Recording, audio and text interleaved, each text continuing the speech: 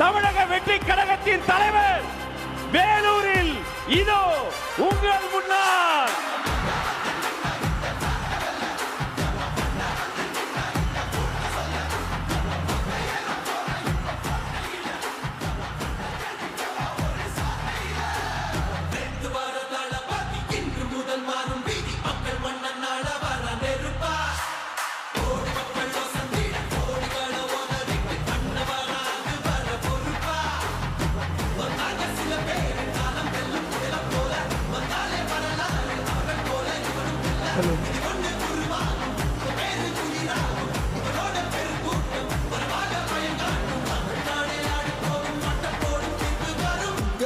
உங்க விஜய் உயிரண்ண வரண்ணா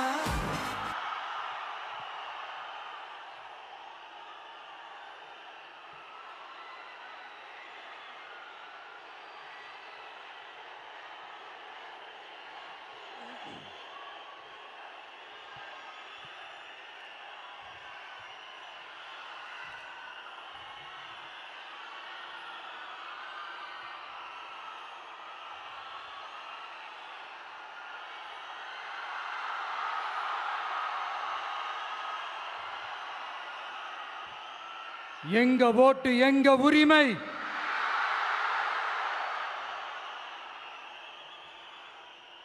எங்களை யாரும் விலைக்கு வாங்க முடியாது.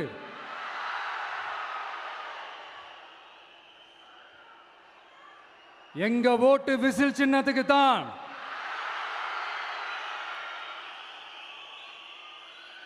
யாரையும் நம்பி ஏமாற மாட்டோம். எங்க வார்த்தையிலிருந்து மாற மாட்டோம். இது நிஜம். தேங்க்யூ.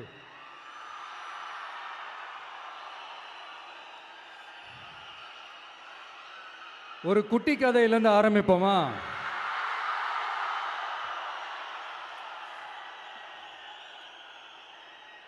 ஒரு பெரிய ஊரு, ஒரு 4 ரோடு ஜாயிண்ட் ஆகிற மாதிரி ஒரு ஜங்ஷன், ஒரு பிஸியான ஏரியா, ஆள் நடமாட்டம் அதிகமாக இருக்கக்கூடிய ஒரு ஏரியா. அங்கே சென்டரில் ஒரு முரட்டு ஜல்லிக்கட்டு காலை ஒன்று நின்றுட்டு இருக்குது. காலில் மண்ணை வீசிக்கிட்டு சீறிக்கிட்டு அப்படியே நின்றுட்டு இருக்குது. யாருமே பக்கத்தில் போக முடியல. அந்த இடம் ஒரு கேஷுவலாக மாறணும் அப்படின்னா அந்த காளையை அடக்கி அமைதி ஆக்கினா தான் மறுபடியும் ஒரு பேக் டு நார்மல் சுச்சுவேஷனுக்கு அந்த இடம் மாறும். அந்த ஊரில் இருக்கிற ஒரு சில பேருக்கு மட்டும்தான் அந்த காளை அடங்கும். அவங்க யாருமே அங்கே இல்லை. ஆனால் அந்த க்ரௌடில் இருந்த ஒரு சில பேர், ஆல்ரெடி அந்த காளையை அடக்கணவங்களோடு இருந்த ஒரு சில பேர், எங்களுக்கு இல்லாத அனுபவமா?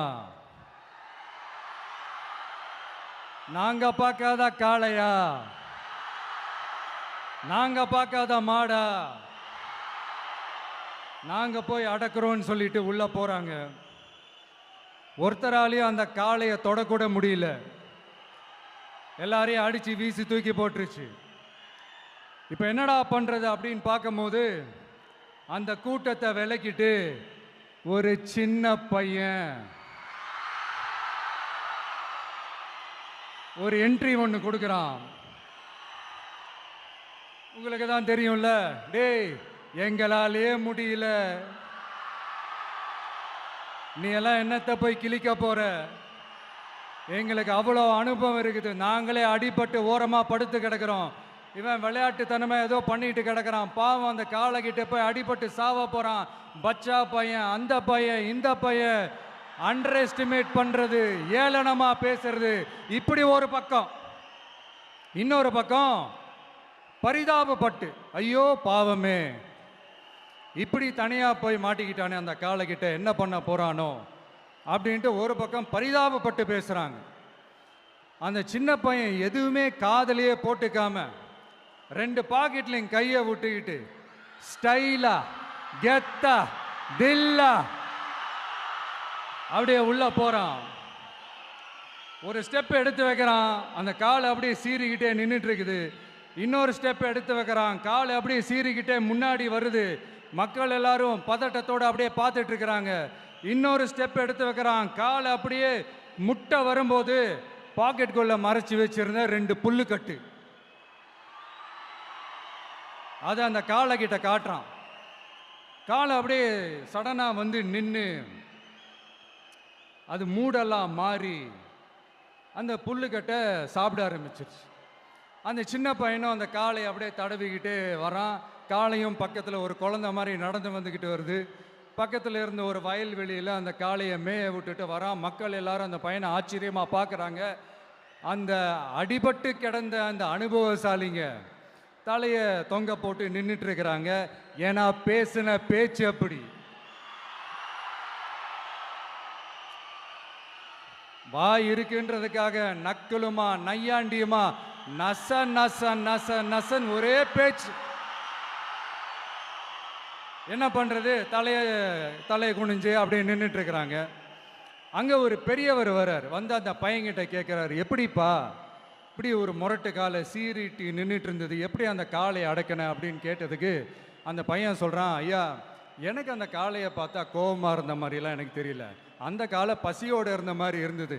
அதனால தான் அந்த புல்லுக்கட்டை காமிச்சவொடனே ஓகே நமக்கு தேவையானது கிடச்சிருச்சு அப்படின்னோடனே அந்த புல்லுக்கட்டை சாப்பிட்டுட்டு நம்மளோட அப்படியே ஜாலியாக வாக்கிங் வந்துருச்சு அப்படின்னு சொன்னான். இதை கேட்ட அந்த பெரியவர் சொன்னாராம், இந்த சின்னவங்க பெரியவங்க அனுபவம் இருக்கிறவங்க அனுபவம் இல்லாதவங்க இதெல்லாம் விஷயமே கிடையாது. யாராக இருந்தாலும் அந்த சூழலுக்கு ஏற்ற மாதிரி அந்த சிச்சுவேஷனுக்கு தகுந்த மாதிரி என்ன பண்ணி அந்த ப்ராப்ளமை சால்வ் பண்ணுறான், ஏது பண்ணி அந்த ப்ராப்ளமை சால்வ் பண்ணுறான், அதுதான் விஷயமே, அதுதான் மேட்ரு.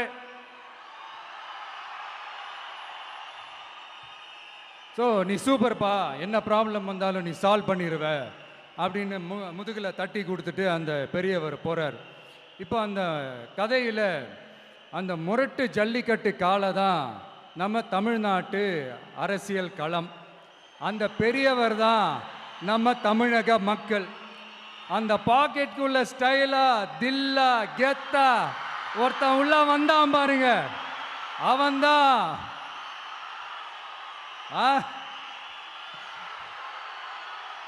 நான் இல்லைங்க, நான் இல்லை, நானு நீங்க நாம எல்லாருமா சேர்ந்து மாபெரும் மக்கள் சக்தியா இருக்கக்கூடிய நம்ம டிவிக்கு, அதுதான் அந்த சின்ன பையன்.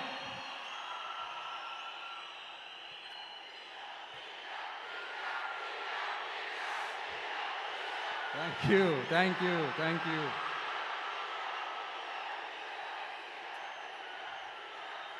மக்களை நேசிக்கிற ஒரு நல்ல தலைமை இல்லாததுனால இத்தனை வருஷமா வேற வழி இல்லாம ஸ்டாலின் சார் கொடுத்த அந்த பொய்யான வாக்குறுதிகள் எல்லாத்தையும் நம்பி ஏமாந்த நம்ம மக்களுக்கு சரியான நேரத்தில் ஒரு வெகுஜன மக்கள் இயக்கமா வந்தது தான் நம்ம டிவிக்கு.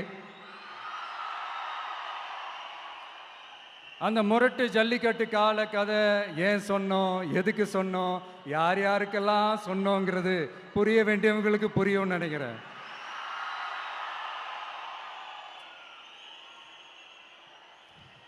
இப்போ நாம ஒவ்வொரு வீட்டில் உயிரா உணர்வா இருக்கிறோம். ஆனால் நான் உங்க எல்லாரையும் நேரில் சந்திக்கணும், நீங்கள் இருக்கிற ஊருக்கே உங்களை சந்திக்கணும் அப்படின்றது தான் எனக்கு மனசில் இருக்கிற ஒரு பெரிய ஆசை.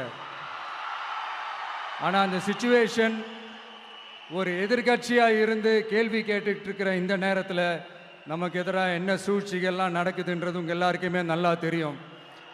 அதனால் இப்போ உங்களுக்கு ஒரு வாக்குறுதியை கொடுக்குறேன், நம்மளுடைய ஆட்சி அமைஞ்சதும் ஒவ்வொரு கிராமத்துக்கும் நான் நேரடியா வந்து என்னுடைய சொந்தங்களாகிய உங்க எல்லாரையும் நான் சந்திக்கிறேன்.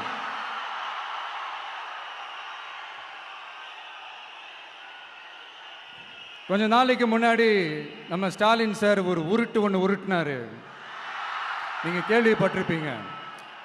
இப்போ வரப்போற எலெக்ஷன் எதுக்கான எலெக்ஷன்?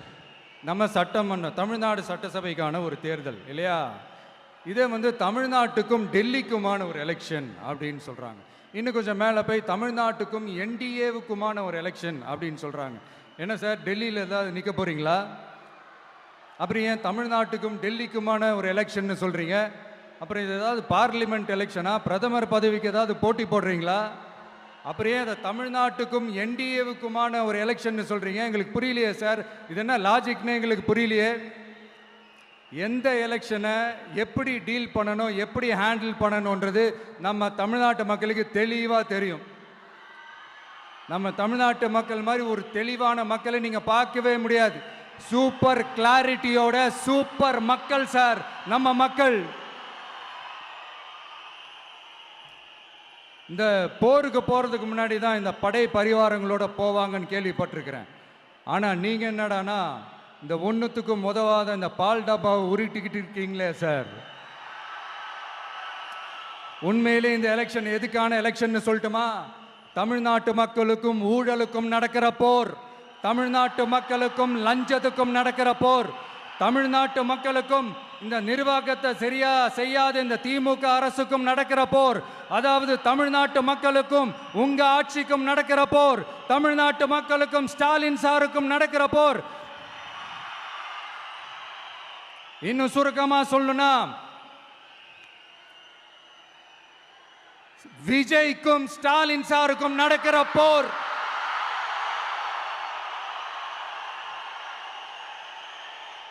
இதுக்கு நடுவில் இந்த என்டிஏ டெல்லி இதெல்லாம் என்ன லாஜிக்னே புரிய மாட்டேங்குது சார். தமிழ்நாடு தான் விஜய், இந்த விஜய் தான் தமிழ்நாடு. தூய சக்தி டிவிகேவுக்கும் தீய சக்தி டிஎம்கேவுக்கும் தான் இந்த போர்.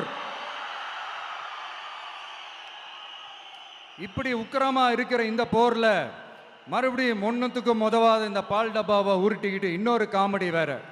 அது என்னடானா அவரோட ஆட்சியில தான் தமிழ்நாடு சூப்பர் ஸ்டார் மாநிலமா இருக்குதான். கரெக்டு, தமிழ்நாடு சூப்பர் ஸ்டார் மாநிலம் தான். காமராஜர் அவர்கள் டைம்ல, அண்ணா அவர்கள் டைம்ல, எம்ஜிஆர் அவர்களோட ஆட்சியில. இன்னைக்கு ஒன்றுத்துக்கும் உதவாத இந்த உல்டா மாடல் ஆட்சியில தமிழ்நாடு சூப்பர் ஸ்டார் மாநிலமாலாம் ஒன்றும் இல்லை, சூப்பர் ஸ்டாண்ட் அப் காமெடிக்காரர் நடத்துற மாநிலமா மாறிடுச்சு. மக்களே, உங்களுக்காக தான், உங்களுக்காக மட்டுமே தான் வர தடைகள், சதிகள், சூழ்ச்சிகள் எல்லாத்தையும் தாண்டி இந்த 2026 இந்த தேர்தலில் டிவிக்கு தில்லா நிற்கும்.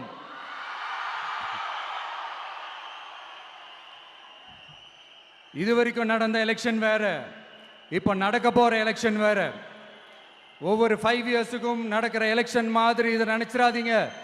50 வருஷத்துக்கு ஒரு வாட்டி நடக்க போற ஒரு எலெக்ஷன் மாதிரி இது. அதிசய எலெக்ஷன். ஒரு எலெக்ஷன்ல அவங்களோட எதிரிகளை தான் எதிர்ப்பாங்க, அப்படிதான் எதிர்ப்பாங்க, அதுதான் யதார்த்தமும் கூட. ஆனா இந்த எலெக்ஷன்ல தான் ஒட்டுமொத்தமா எல்லாருமா சேர்ந்து ஒருத்தனை எதிர்க்கிறாங்க. ஒட்டுமொத்தமா எல்லாருமா சேர்ந்து இந்த விஜயை எதிர்க்கிறாங்க.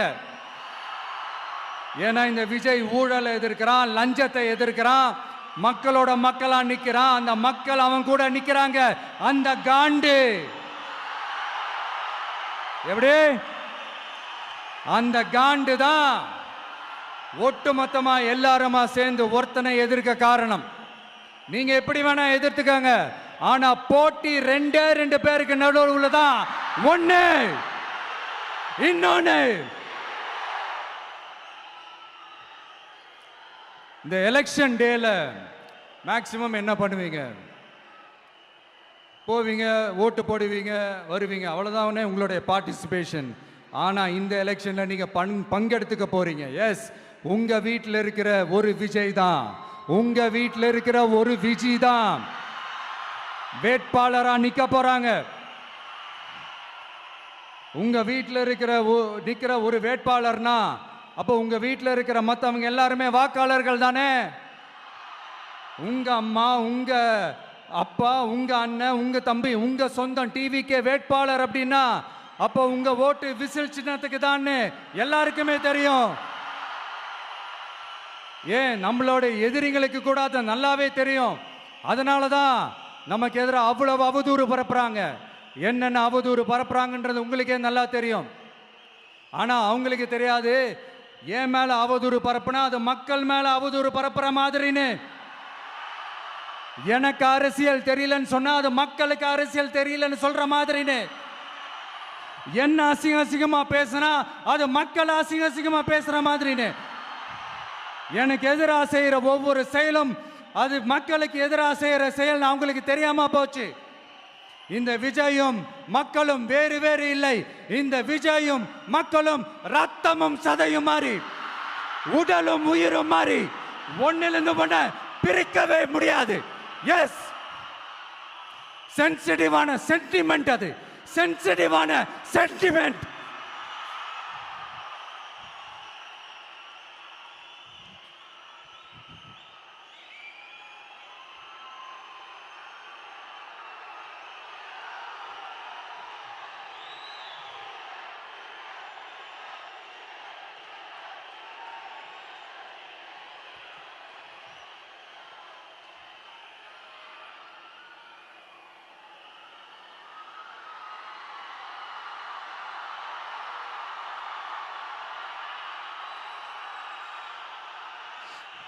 நான் சாரி, இதை யாரும் அசைக்க முடியாது. மக்களை நேசிக்கிற விஜய் வேணுமா, மக்கள் விரோத ஆட்சி நடத்துற ஸ்டாலின் சார் வேணுமா? இந்த விஜய் நம்புறீங்களா, ஸ்டாலின் சார் நம்புறீங்களா? Proof, this is the proof.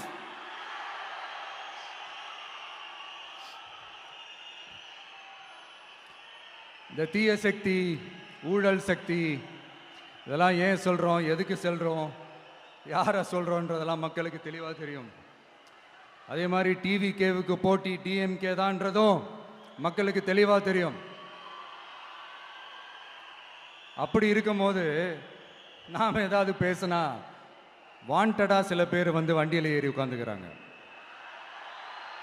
ஆமாம், வாண்டடாக சில பேர் வண்டியில் ஏறி உட்காந்துக்கிட்டு குரல் கொடுக்குறாங்க. சீரியஸாக ஒரு போட்டி நடந்துக்கிட்டு இருக்கும் போது இங்கே காமெடிக்கெல்லாம் இடம் இல்லை பாஸ். இதெல்லாம் மக்களுக்கு தெளிவாக தெரியும். இந்த நேரத்தில் ஒரு சீரியஸ் கேள்வியை இன்னைக்கு இருக்கிற மிகப்பெரிய அரசியல்வாதிங்க கிட்ட கேட்கணும்னு நான் நினைக்கிறேன். நீங்கள் அரசியலுக்கு வர்றதுக்கு முன்னாடி உங்ககிட்ட இருந்த சொத்து எவ்வளோ? அரசியலுக்கு வந்ததுக்கு அப்புறம் இன்னைக்கு உங்ககிட்ட இருக்கிற சொத்து எவ்வளோ? அதை ஓப்பனா டிக்ளேர் பண்ண முடியுமா? அப்படி வந்த காசெல்லாம் என்னென்ன தொழில் செஞ்சு வந்துச்சு, என்ன வேலை செஞ்சு வந்துச்சு, உண்மையிலே நீங்க உழைச்சி சம்பாதிச்ச காசா, இல்ல ஆட்சி அதிகாரத்துக்கு வந்ததுக்கு அப்புறம் ஆட்டைய போட்ட காசா? இதெல்லாம் ஓப்பனா டிக்ளேர் பண்ண முடியுமா? இதெல்லாம் நம்ம கேட்டா எல்லா ஊழல்வாதிகளும் ஒன்னா சேர்ந்து நம்ம மேல சேத்தவாரி வீசுவாங்க. அதை பத்தியெல்லாம் நமக்கு கவலை இல்லை. ஏன்னா நாம யாருன்னு மக்களுக்கு நல்லாவே தெரியும். எனக்கு ஒரு புது ஃப்ரெண்டு, புது நண்பர் ஒருத்தர் கிடைச்சிருக்காரு. யார் தெரியுமா? தெரியாதா? முதல்வர் அவர்கள் தான். இப்போ ஒரு நிருபர் ஒருத்தர் கேட்ட கேள்விக்கு எனக்கு எதிரிகள்லாம் யாரும் இல்லை, அவங்க எல்லாருமே எனக்கு நண்பர்கள் தான் அப்படின்னு சொன்னாங்களே. அப்படி நாங்கெல்லாம் உங்களுக்கு நண்பர்கள்னா அப்புறம் ஏன் சார் கரூர் விஷயத்துல ஏன் மேல பழி தூக்கி போட்டீங்க?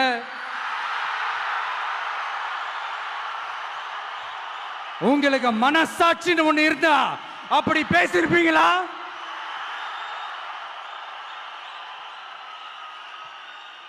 அப்படி நாங்களாம் உங்களுக்கு நண்பர்கள்னா ஒரு ஈவெண்ட், ஒரு ஃபங்க்ஷன் நடத்துறதுக்கு ஒரு இடமோ ஒரு பர்மிஷனோ ஏன் கொடுக்க மாட்டேன்றீங்க? எல்லாத்தையும் நீங்களே பண்ணிட்டு போற போக்கில் அப்படியே பொய்களா அடிச்சு விட்டுக்கிட்டு இருக்கீங்க. உங்களோட உண்மையான நண்பர்கள் யாருன்னு சொல்லட்டுமா?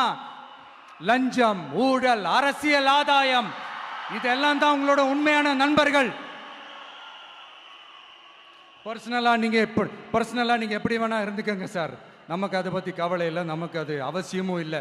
ஆனா உங்க ஆட்சி தான் தப்பான ஆட்சி, தமிழ்நாட்டுக்கு தேவையில்லாத ஆட்சி. கொஞ்ச நாளைக்கு முன்னாடி கற்பனையா ஒரு விஷயம் ஒன்று சொன்னேன். இந்த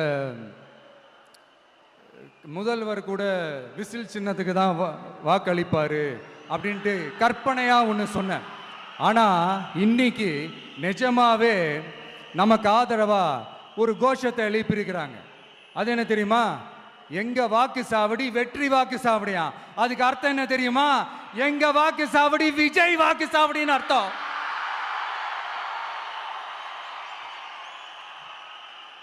அது சரி, மக்களோட இந்த ஆதரவை பார்த்துட்டு அவர் அறியாமலே எப்படி பேசிட்டாரு என்னமோ தெரியல.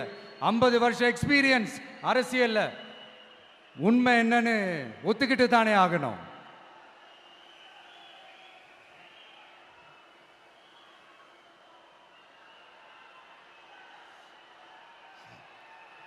ஜனநாயகம்ங்கிறது பெரும்பான்மை ஆட்சி அதிகாரம் சார்ந்தது மட்டும் இல்லை, சிறுபான்மை மக்களின் உரிமைகள் உணர்வுகளும் புனிதம்னு நினைச்சு அதையெல்லாம் காப்பதற்கு பெயர் தான் ஜனநாயகம்னு 1963 அறிஞர் அண்ணா பார்லிமெண்ட்ல பேசினதை நாம இங்க சொல்றது ரொம்ப பொருத்தமா இருக்கும். அறிஞர் அண்ணா சொன்னது தான் டிவிகேவோட நிலைப்பாடும். இந்த ஸ்டாண்ட்ல நாம 100% உறுதியா இருப்போம். யாருக்காகவும் எதுக்காகவும் இதுல சமரசமே கிடையாது. மதச்சார்பற்ற சமூக நீதி தன்மை தான் நம்ம அடிப்படை கொள்கைகள் ஒன்று. அதில் எந்த மாற்றமும் எப்பவும் கிடையாது. ஆனால் இதெல்லாம் மறந்துட்டு எப்படியாவது எதையாவது செஞ்சு ஓட்டு வாங்கிறதுக்காகவே இங்கே சில பேர் இருக்கிறாங்க. அவங்கள மாதிரி நமக்கு அப்படி சில பிரச்சனைகள்ல எரியற நெருப்புல எண்ணெயை ஊத்துற எண்ணமே இல்லை.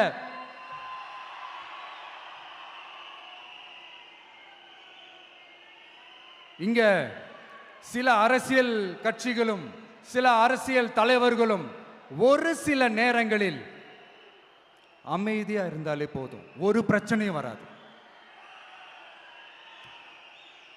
இப்போ கரண்ட்ல இருக்கிற சில பிரச்சனைக்கு வருவோம். இந்த கரண்ட் பிரச்சனைக்கு வருவோம். மாசம் மாசம் கரண்ட் பில்லு கட்டுற மாதிரி மாத்துவோம்னு சொன்னீங்களே, செஞ்சீங்களா? நிறைய வீடுகளில் 100 யூனிட் தான் அந்த கரண்ட்டு செலவாகுது ஒரு மாதத்துக்கு. மாதம் மாதம் நீங்கள் அந்த பில்லு கொடுத்தீங்கன்னா அவங்களுக்கு அது ஃப்ரீ ஆகிடும். அவங்க அந்த காசை கட்ட தேவையே இல்லை. ஆனால் 2 மாதத்துக்கு ஒரு வாட்டி அந்த பில்லு கொடுத்தீங்கன்னா, இப்போ சப்போஸ் அது 200 யூனிட்டுக்கு மேலே போச்சுன்னா அது அவங்களுக்கு ஒரு மிகப்பெரிய சுமை தானே. இது எந்த கணக்கில் எடுத்துக்கிறது? ஒரு மாதிரி ஒரு மாடர்ன் கரப்ஷன் அப்படின்னு எடுத்துக்கலாமா? அடுத்து பஸ் வசதி. நிறைய கிராமங்களில் பஸ் வசதி இல்லைன்னு சொன்னால் இந்த ஒட்டுமொத்த திமுக அரசும் கத்திக்கிட்டு வந்துடுவாங்க. நாங்கள் பஸ் விடாத கிராமங்களே இல்லை அப்படின்னு சொல்லுவாங்க. அப்படி அது உண்மை அப்படின்னா முதல்வர் அவர்கள்கிட்ட நம்ம தங்கச்சி ஒருத்தவங்க ஒரு கேள்வி கேட்டாங்களே, எங்க ஊருக்கு ஒரு மினி பஸ்ஸாவது விடுங்க சார் அப்படின்னு கேட்டாங்களே, அது எந்த கணக்கில் எடுத்துக்கிறது? நிறைய மலை கிராமங்கள்ல பஸ் வசதி இல்லை, நிறைய மலை கிராமங்களில் ஹாஸ்பிட்டல் வசதி இல்லை. இது ரெண்டுமே எவ்வளவு முக்கியமான ஒரு விஷயங்கள். பஸ் வசதியும் ஹாஸ்பிட்டல் வசதியும் இல்லாததுனால வீட்டிலேயே பிரசவம் பார்க்குற அந்த ஆபத்து இருக்குதுன்னு எவ்வளோ நியூஸ் பார்க்குறோம். இதெல்லாம் எந்த கணக்கில் சேர்த்துக்கிறது? அடுத்து இது எல்லா மீட்டிங்லையும் பேசுறது தான் பெண்களுக்கு பாதுகாப்பு நம்பர் 1 இருக்குது தமிழ்நாட்டில் அப்படின்னு சொல்றாங்க. அப்புறம் அது என்ன வி சேஃப் மாடலா? பெண்கள் என்ன சொல்றாங்க தெரியுமா? அது வி சேஃப் மாடல் இல்ல, வி ஆர் நாட் சேஃப் மாடல்னு சொல்றாங்க. இப்படி இருக்கிறப்போ தமிழ்நாட்டில் எங்க போனாலும் பெண்களுக்கு பாதுகாப்பு அப்படியே கொட்டி கிடக்குதான். இப்படி சொன்னா எப்படி சார்? கேட்கறவங்களாம் என்ன கேசரி சாப்பிட்றாங்கன்னு நினைச்சீங்களா?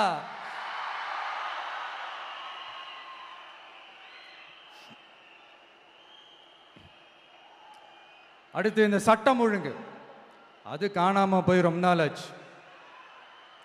இவன் வேற, இந்த விஜய் வேற, எங்க போனாலும் இந்த மக்கள் கிட்ட இந்த சட்டம் ஒழுங்கை பத்தி பேசி ஞாபகப்படுத்திக்கிட்டே இருக்கான்னு முதல்வர் அவர்கள் அவங்க கூட இருக்கிறவங்க கிட்டலாம் சங்கடப்பட்டாராம். நாம் என்ன பண்றது? நாம தான் தமிழ்நாட்டோட விசில் ப்ளோயர் ஆச்சே. நாம் எப்படி சைலண்டா இருக்க முடியும்? நாமளும் கேள்வியா கேட்குறோம், ஆனால் பதிலெலாம் வந்த மாதிரியே தெரியல. இருந்தால் தானே வர்றதுக்கு, வச்சுக்கிட்டா வஞ்சனை பண்ணுறாரு.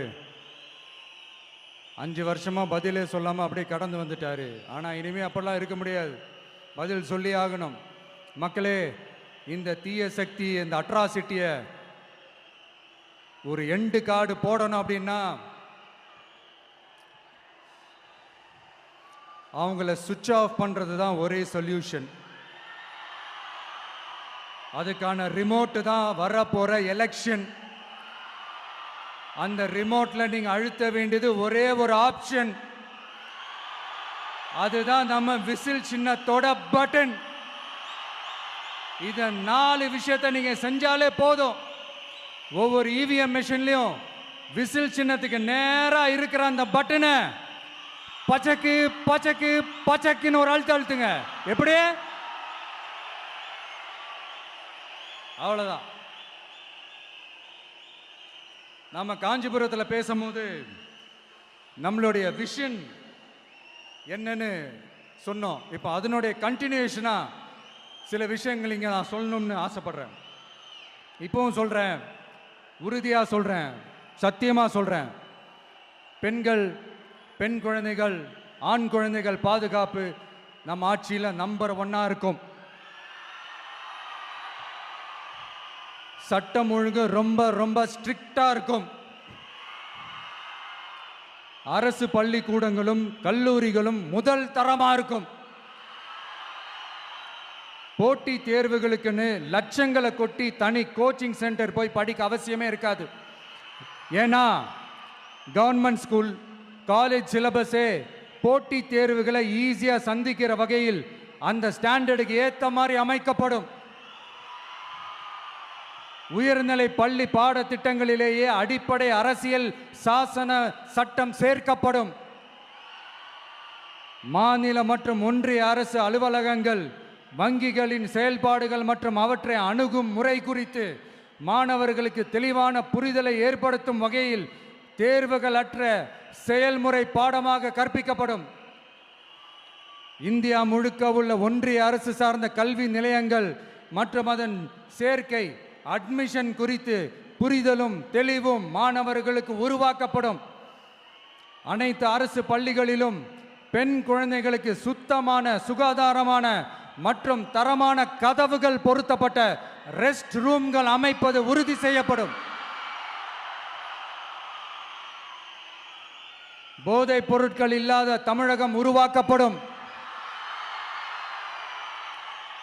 மாவட்ட கலெக்டர்கள் மற்றும் எஸ்பிக்களில் சரி பாதி பெண்களாக இருக்கும்படி செய்வோம். மலை கிராமங்களில் அரசு ஆரம்ப சுகாதார நிலையங்கள் பிரசவம் பார்க்கும் வசதியுடன் அமைக்கப்படும். பஸ் போக்குவரத்து இல்லாத கிராமங்கள் மற்றும் மலை கிராமங்களே இல்லை என்ற நிலை உருவாக்கப்படும். ஏற்கனவே அமைப்பு சாரா தொழிலாளர்கள் அமைப்பு இருந்தாலும் ஆட்டோ, டாக்ஸி மற்றும் லாரி டிரைவர்களுக்கென அவர்களின் நலன்களுக்காகவும் குடும்ப நலன்களுக்காகவும் தனியாக நல வாரியம் அமைக்கப்படும். தென் தமிழகம் உட்பட தமிழகத்தின் தேவையான பகுதிகளில் தொழிற்சாலைகள் அமைக்கவும் தொழில் வளம் பெருக்கவும் தனி கவனம் செலுத்தப்படும். விவசாயிகள், மீனவர்கள் மற்றும் நெசவாளர்களின் கருத்துக்களை அறிந்து அவர்களுக்கான திட்டங்கள் காலத்தின் தேவைக்கேற்ப உருவாக்கப்படும். இப்போ நம்ம ஸ்டாலின் சார் அறிவாலயம் பக்கத்தில் யாரு நடந்து போனாலும், அறிவாலயம் பக்கத்தில் யாரு நிழலுக்கு ஒதுங்கினாலும் கூட்டணியில் சேர்த்துக்கிறார். அந்த கொள்ளையடிச்சிருக்கிற வச்சிருக்கிற பணத்தில் ஒரு பங்கு ஒன்று கொடுத்து, இந்த அதுக்கு பேர் கல்லாப்பெட்டி கூட்டணின்னு வச்சிருக்கிறேன். அந்த கல்லாப்பெட்டி கூட்டணியை ரொம்ப கஷ்டப்பட்டு சேர்த்திருக்கிறார். ஆனால் அவருக்கு நான் சொல்றேன், இந்த அறத பழைய கூட்டணி கணக்குகளோ இந்த கொள்ளையடிச்ச பணத்தையே வச்சு எங்க மக்களை ஏமாத்தி எல்லாம் ஜெயிக்க முடியாது. ஏன்னா இது மாபெரும் மக்கள் சக்தியான வித்தியாசமான விசில் புரட்சி எலெக்ஷன்.